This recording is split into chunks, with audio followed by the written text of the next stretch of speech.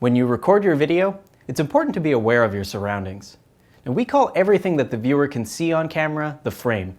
Like the frame of a picture, what you include on camera is very important, but so is what you leave out. Cluttered backgrounds, bad camera angles, or blurry video can distract your audience. Good framing, on the other hand, can make you and your lesson look professional. In this lesson, we'll explore the basics of framing, choosing a location and positioning your camera. So what makes for good framing? First, find a suitable location. There are 3 things to consider. Is it clean? Is it quiet? And is it well lit? Think about spaces in your home or office that might fit the bill. Maybe at your desk, in a meeting room, or in your home office.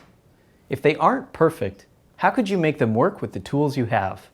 For example? At work, Derek finds a meeting room that looks clean and professional, but has outside noise and poor overhead lighting. When he records, he'll need an external microphone and his own lamps. Here's the end result. Similarly, Emily finds a quiet space in her office with access to lots of natural light, so she won't need much in the way of lighting. But the background is disorganized. She takes a few moments to tidy the space behind her. Here's the end result. Lastly, this space in Raman's home is brighter and quieter than the spaces at work, so she won't need an external microphone or lights. She may need to adjust her camera angles to hide the fact that she's at home though.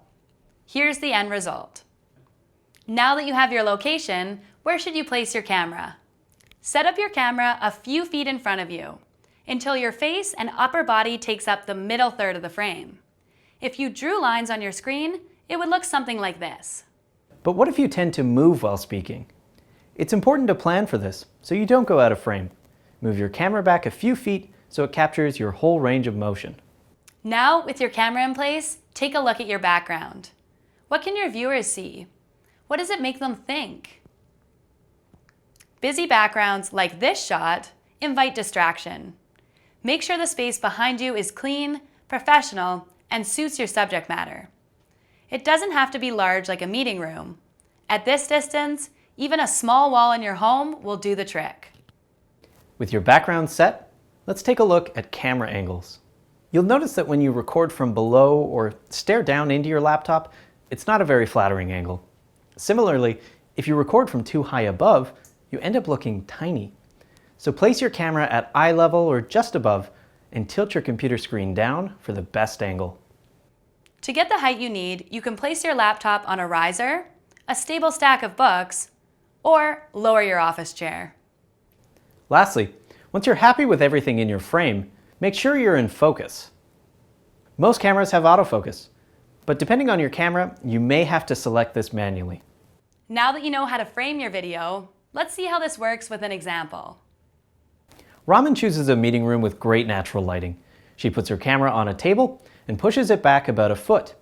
Checking what she can see in the background, she notices a few distracting notes on the whiteboard, so she moves to the brick wall.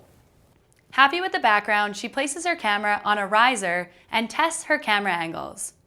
She adjusts to allow for some movement while she talks. Here's the final result. In this lesson, we talked about how important it is to be aware of your surroundings on video. Start by finding a clean, quiet, and well-lit location. Place your camera a few feet away from you until you take up the middle third. If you have a tendency to move while you're talking, then plan for this. Now, make sure that your background isn't distracting. And lastly, place your camera just above eye level for the most flattering angle. In this lesson, we talked about where, why, and how to place your camera. In the next lesson, we'll explore how to improve your lighting.